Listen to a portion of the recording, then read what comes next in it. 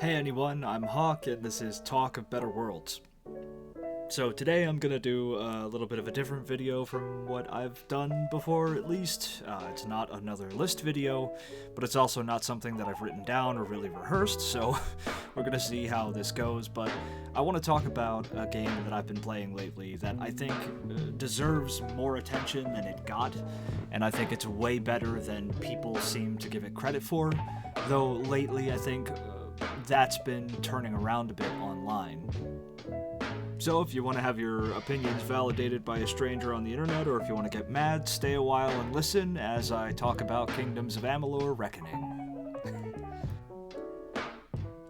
So Kingdoms of Amalur Reckoning was released in 2012, and it got a re-release in 2020 called Re-Reckoning, and it was kind of an upscale. It was an upgrade to me because I owned it on 360, played it on 360, bought it on PC years later, let it collect dust, but then I got the Re-Reckoning version for half off because I owned the PC version on Steam, so that was kind of cool, I guess.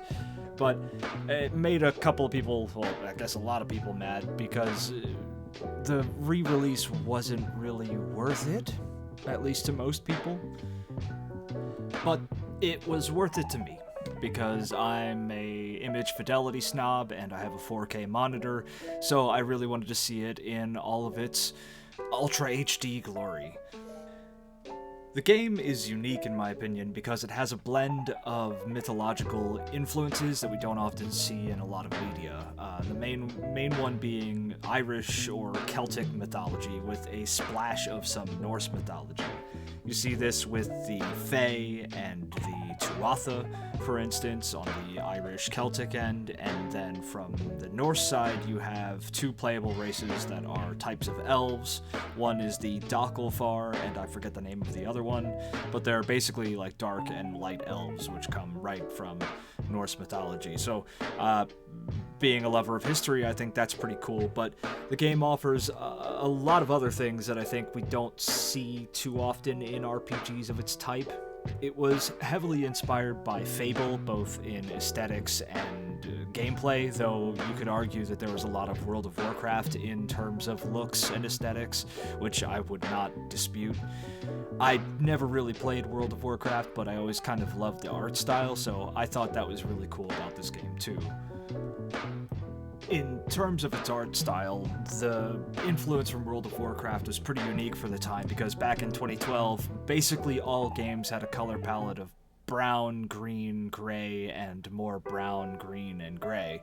So seeing something really bright and vibrant and beautiful, really, was pretty unique for the time, and it's not so unique now anymore. But I think visually it still stands out, and it still stands up to the test of time because it comes down to art style over realism, and that will always outlast more realistic, quote-unquote, looking video games. But it's got a pretty cool main quest line and a lot of side quests. You could easily pour like 200 or 300 hours into this game, easily. And it's got a really cool combat system where you press the attack button once and you do one attack. You could do chain attacks, but then it has that whole thing where you press the attack button and then pause, and then press the attack button again and you do a different attack, or you can hold the attack button for different stuff. You've got different combat abilities and a crap ton of weapons. There's a lot of different weapons, a lot of different weapon styles, a lot of different combat styles and magic, stealth, awesome armors. It's got all that cool loot stuff if that's what you're looking for. Exploration is also really cool in the game because there's hidden stuff everywhere. And there's specific armor sets and unique weapons and unique stuff that you could find hidden in the most unexpected places, some of which require a skill it's a skill that you could get, the skill to detect hidden stuff, and if you upgrade that enough, you could wind up finding hidden treasures and even doors and stuff like that all over the place. So I always like when a game rewards the deepest of exploration, because I tend to spend way too much time running around maps trying to find everything that I can. And a lot of the stuff that you can find is a part of a set. Like there's specific armor sets that give you bonuses if you have all the pieces of that set. So I always like to try and find everything that I can in that aspect. Outside of the armors and weapons and combat and quests and characters and whatnot, the music was always really interesting to me because it sounds like typical, almost fairy tale-ish music, but it has this creepy undertone to it, at least in my opinion, and I think it really adds to the atmosphere of the game. Music is always incredibly important in any visual media because it could really set the tone, and the music does that very well here. The world map is huge. It doesn't look too big when you pull it up, but walking through it, it's quite large. And it's diverse enough that it's kept interesting, even though I'd say the majority of it is woodlands and marshes and stuff, but there's still variety there. They do a lot to subtly change things up, but just enough for you to notice it.